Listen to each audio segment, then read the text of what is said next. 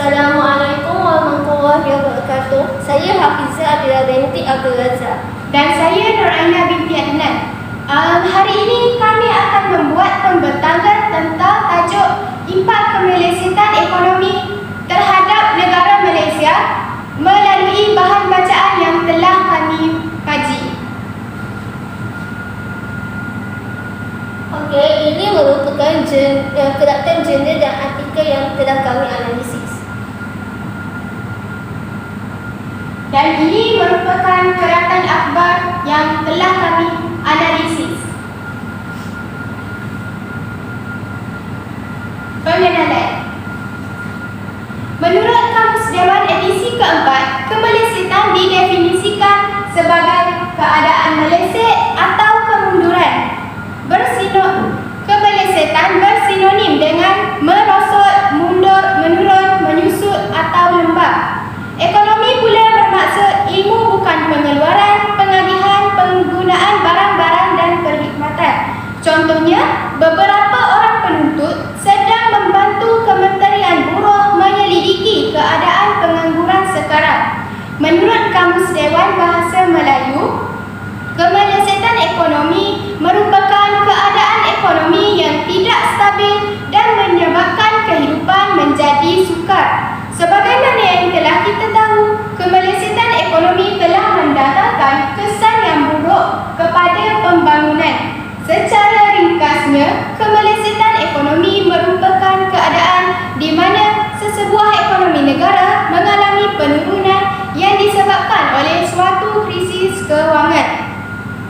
Dalam sebuah artikel akhbar berita harian bertarikh 14 Jun 2022 yang bertajuk Ekonomi Dunia Mungkin Berdepan Kemelesetan yang telah saya kaji, telah berlaku fenomena kewangan yang menyebabkan pasaran dunia telah mencatatkan penurunan yang ketara sejak kebelakangan ini.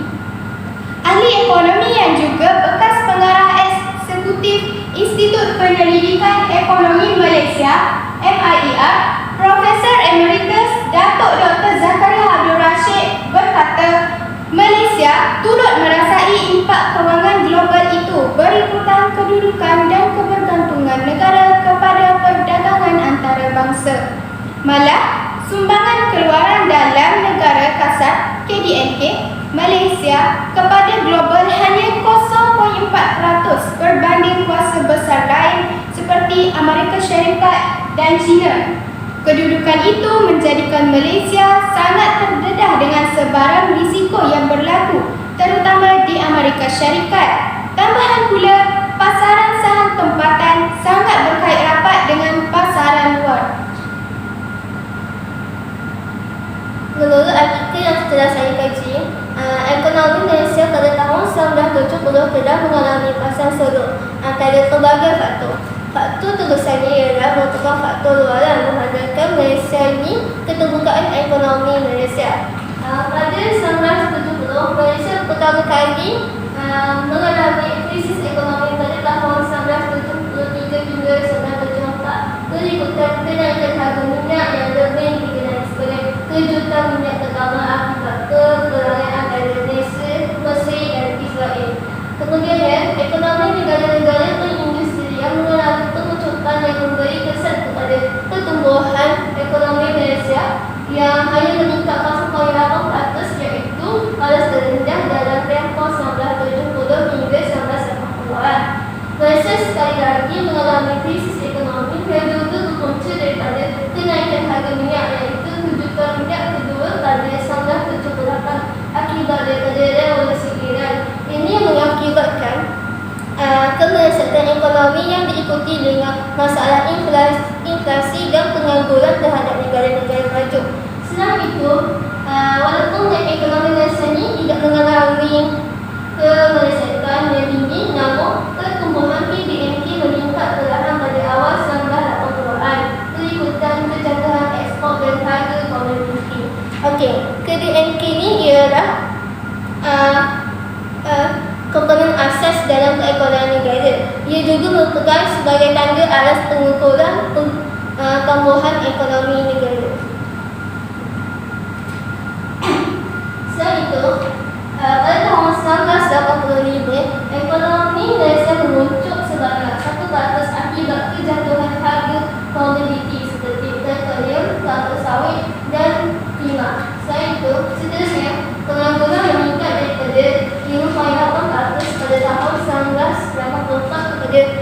5.5% pada tahun 1995. Hasil kajian merosot dengan keadaan ekonomi tidak cukup untuk menampung perbelanjaan mengurus. Kerajaan juga telah menekankan dasar merawat kita bagi meningkatkan kapasiti pengeluaran. Okey, masuk ke dasar merawat kita ni ialah kerajaan telah meningkatkan perbelanjaan walaupun pada ketika itu kemerosatan ekonomi merosot. Hari ini kerana banyak perbelanjaan yang besar terikat. Maksud terikat itu ialah banyak kerajaan mengeluarkan duit untuk membayar lenceng, bayaran hutang dan bayaran geran terhadap kerajaan negeri.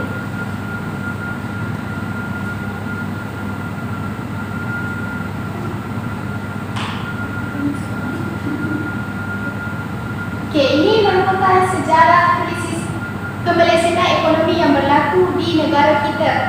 Pada tahun 1970, pertama kali dalam sejarah ekonomi, negara kita mengalami krisis ekonomi. Pada tahun 1974, akibat Yom Kippur 1973 melibatkan Israel dengan Mesir, menyebabkan pasaran minyak dunia mengalami kejutan.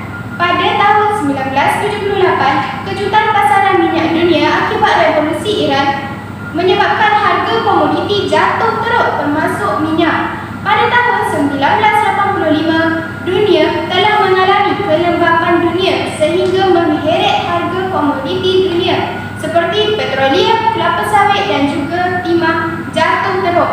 Pada tahun 1997, Malaysia telah diserang penyanggak mata wang iaitu George Soros sehingga mengakibatkan bursa Malaysia pada masa itu KLSE menjunam dari 1,200 kepada hanya 600 mata sahaja. Pada tahun 2008, negara kita hampir-hampir sahaja terjerut masalah kegawatan tetapi berjaya mengatasi dengan jayanya atas tindakan pantas kerajaan dan pihak bank negara.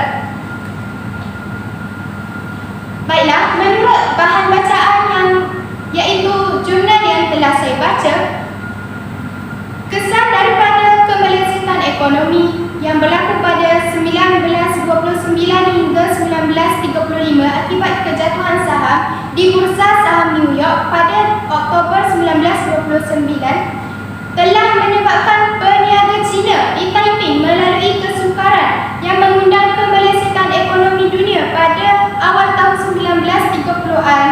Krisis ekonomi tersebut menyebabkan peniaga Cina di Taiping menghadapi tekanan ekonomi pada tahap maksima akibat penurunan kuasa beli pasaran tempatan maupun antarabangsa.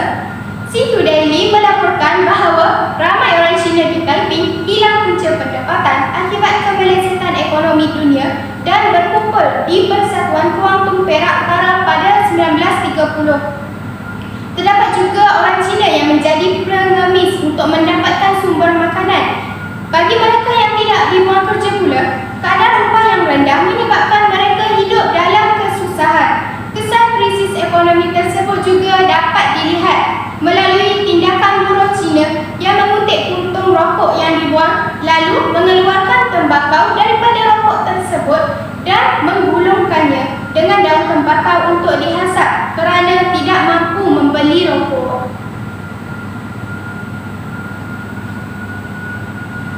Okey, menurut artikel yang kedua yang telah saya analisis yang berkaitan dengan kegawatan ekonomi.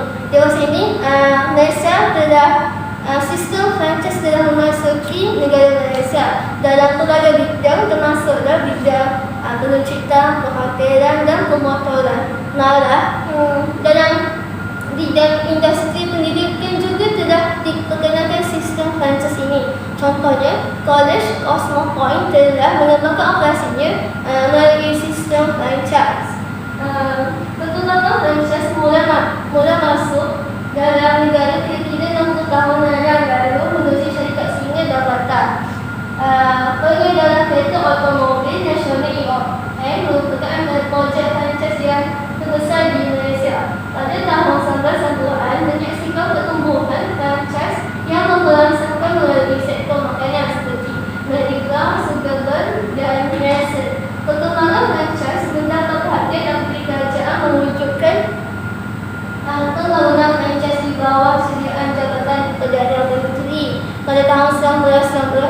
1992 bagi menggerakkan pelibatan bumi putra dalam sektor perindustrian, perdagangan dan perkhidmatan. Baiklah, seterusnya kita beralih kepada punca berlakunya kemelesetan ekonomi. Punca pertama yang menyebabkan kemelesetan ekonomi ialah keadaan ekonomi dunia tidak menentu. Sebagaimana yang telah disebut, kegawatan ekonomi dunia yang berlaku pada akhir tahun 2008 di Amerika Syarikat memberi kesan kepada ekonomi Malaysia. Azharin alias 2010 berkata, dunia kini sedang mengalami global krisis ekonomi yang bermula daripada krisis kewangan subprima Amerika Syarikat yang turut menjejaskan ekonomi negara maju yang lain seperti Eropah, Jepun, China, Singapura dan Asia Tenggara yang mula menerima kemelesetan ekonomi. Malaysia yang mengalami ekonomi terbuka turut terkena tempias akibat krisis ekonomi global tersebut. Pertumbuhan ekonomi Malaysia pada suku keempat hanya 0.1% berbanding 4.7% pada suku ketiga tahun 2008. Punca yang seterusnya ialah pendapatan negara rendah. Menurut Keratan Akhbar yang telah saya baca, Keratan Akhbar Berita Harian yang bertajuk Beli Barangan Buatan Malaysia Bantu Pulih Ekonomi menyatakan bahawa rakyat tidak membeli barangan Malaysia. Hal ini menyebabkan pertukaran nilai mata wang negara semakin merosot yang menyebabkan berlakunya kerusuhan dalam negara. Punca yang seterusnya ialah penurunan harga komoditi minyak. Penurunan mendadak harga komoditi minyak, gas, kelapa sawit dan pasaran saham. Sebagaimana yang telah kita tahu, Malaysia merupakan negara yang banyak mengeksport kelapa sawit. Jadi, apabila harga kelapa sawit menurun, keuntungan negara akan berkurang. Seterusnya, menurunkan kadar keuntungan kepada negara. Dan punca yang seterusnya ialah peningkatan hutang dari luar negara. Menurut laporan tinjauan fiskal dan anggaran hasil kerajaan persekutuan 2023, hutang luar Malaysia meningkat kepada 1.12 trilion kerana kesan penyusutan nilai ringgit. Hutang luar terdiri daripada pinjaman luar pesisir sektor awam dan swasta, pemegangan sekuriti hutang dalam denominasi ringgit oleh bukan permas tautin, deposit bukan permas tautin serta lain-lain hutang luar.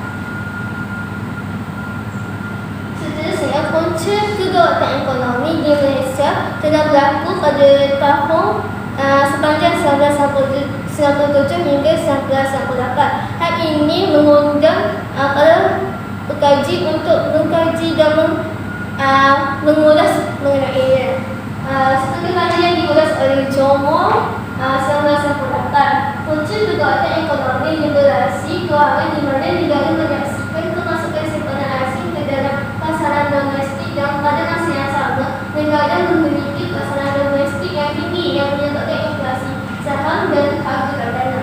Menurut Hickson dan Turner 1999 yang mengkaji kegawatan ekonomi ini melalui penelitian sektor perbankan di Asia Tenggara yang menyatakan krisis perbankan berlaku kerana trend industri perbankan yang membolehkan berlabur kepada aset cair yang berisiko tinggi yang sebenarnya disubsidikan oleh dana deposit insurans. Keadaan ekonomi juga dikaitkan agar terbuka dan dimanipulasi dan diberi kesan oleh spekulasi asing. Seterusnya, kegiatan ekonomi rantau Asia. Yang pertama, negara maju tidak berfokus kepada sektor kewangan. Yang kedua ialah kerajaan tidak mengamalkan prinsip asas kewangan dalam pentadbiran mereka. Maksudnya, mereka tidak mengekalkan prinsip asas tersebut dalam struktur pentadbiran mereka menyebabkan pada tahun ke tahun mata wang ringgit dia mereka jatuh. Dan yang terakhir sekali, menyebabkan masalah kemelesatan ekonomi. Maksudnya hal ini kerana terdapat kerajaan yang bertukar-tukar setiap tahun yang menjadikan yang mengubah pentadbiran negara, menyebabkan mata wang mereka jatuh.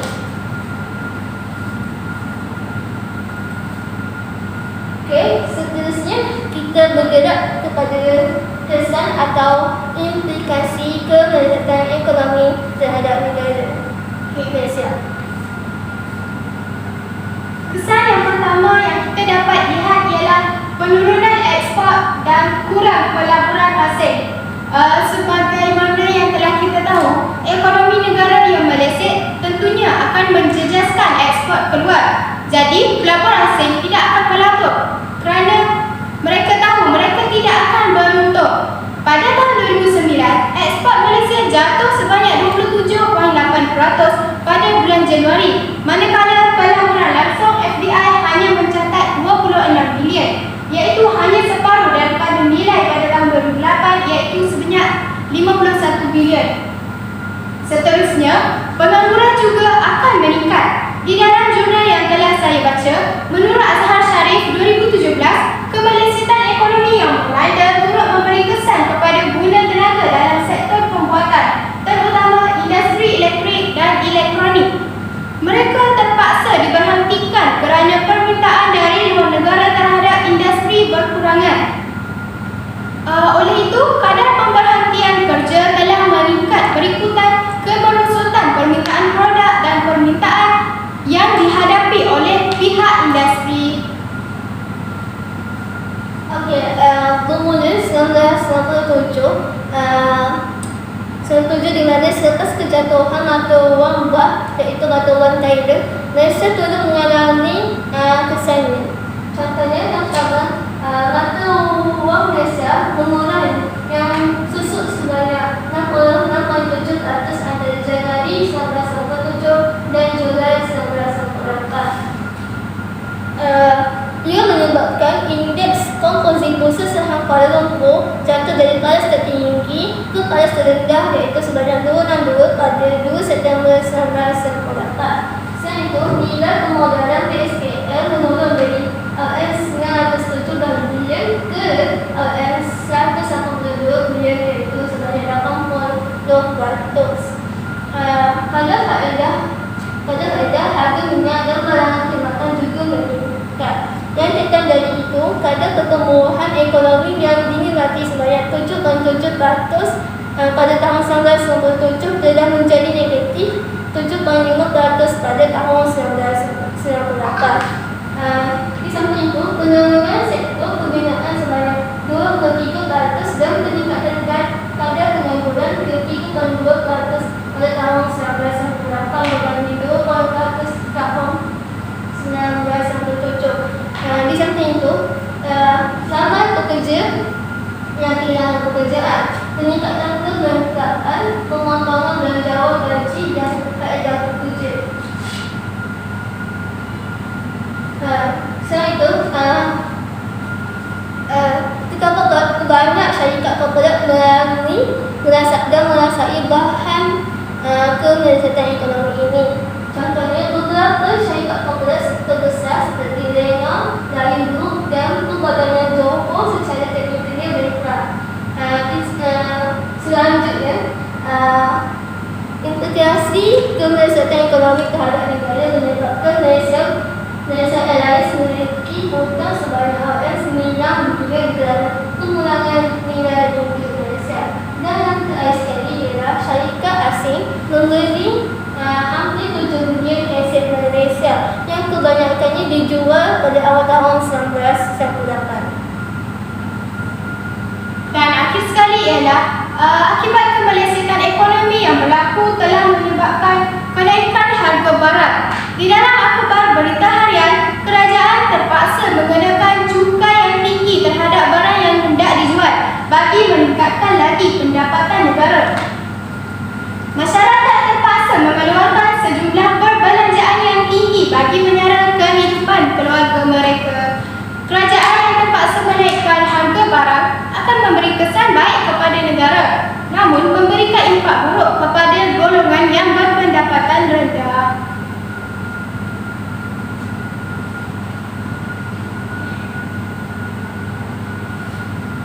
Okey, kita beralih pula kepada langkah untuk mengatasi kemerosotan ekonomi yang dilakukan oleh kerajaan. Baiklah, langkah yang pertama yang kerajaan telah lakukan ialah merangka pelan jangka pendek dan jangka panjang. Pelan induk dasar kerajaan yang kompetitif dapat meningkatkan pengaliran wang dalam negara. Kerajaan hendaklah menggalakkan rakyat berbelanja dan membeli barangan tempatan, serta kerajaan boleh mengawal harga barangan yang akan meningkatkan pengeluaran barangan pengguna. Seterusnya, membeli barangan tempatan. Sebab kita sebagai rakyat Malaysia hendaklah mengutamakan dan membeli barangan tempatan. Hal ini dapat mengurangkan kadar import dan pengaliran mata wang. Jadi, pasaran mata wang tempatan akan berkembang dan membantu mengurangkan krisis ekonomi. Kerajaan juga boleh meningkatkan pengeluaran produk komoditi dan ekspor. Kerajaan boleh menggunakan teknologi moden bagi menghasilkan dan meningkatkan pengeluaran serta memperbagaikan sumber ekonomi dan tidak tertumpu kepada satu jenis komoditi sahaja. Kerajaan juga boleh mencari pasaran ekspor di negara serantau dan dunia. Seterusnya, perbelanjaan berhemah. Setiap masyarakat hendaklah merancang perbelanjaan harian secara bijaksana. Mereka hendaklah memberi keutamaan kepada yang mustahak agar dapat mengelakkan pembaziran. Seterusnya, kerajaan juga hendaklah mengawal mata wang dan aliran pertukaran mata wang. Mereka hendaklah mengurangkan pengambilan buruh asing serta menghalang rakyat menyimpan wang di luar negara melalui akta dan dasar perundangan. Hal ini dapat mengelakkan perdagangan mata wang yang melalui pasaran terbuka serta tidak bersandarkan kepada mata wang Amerika Syarikat dan menggantikan dengan mata wang dinar. Seterusnya, kerajaan telah mendorong sektor swasta supaya berperan aktif dengan melaksanakan dasar penswastaan, melonggar penerimaan ekonomi asing, mengurangkan kadar cukai popular dan memberi insentif. Kerajaan juga telah mengambil langkah berjimat cermat dengan mengawal petak perbelanjaan mengurus dan pembangunan. Kerajaan juga telah menyediakan infrastruktur bagi memberikan suasana yang lebih baik kepada sektor swasta untuk terus berkembang. Selain itu, di samping itu, kerajaan juga secara perlahan telah menarik diri daripada terlibat secara langsung dalam aktiviti ekonomi. Kerajaan juga telah menubuhkan Majlis Tindakan Ekonomi Negara pada 7 Januari 1998 untuk membuat cadangan konkret kepada kerajaan bagi menekan kemerosotan ekonomi negara. Okey, MP ini kemudian telah menyediakan satu kertas kerja iaitu rancangan pemulihan ekonomi negara bertujuan untuk memulihkan dan menstabilkan mata wang ringgit Malaysia. Selain itu, mereka juga telah menghidupkan semula sektor swasta sektor perniagaan yang terjejas akibat kemerosotan ekonomi.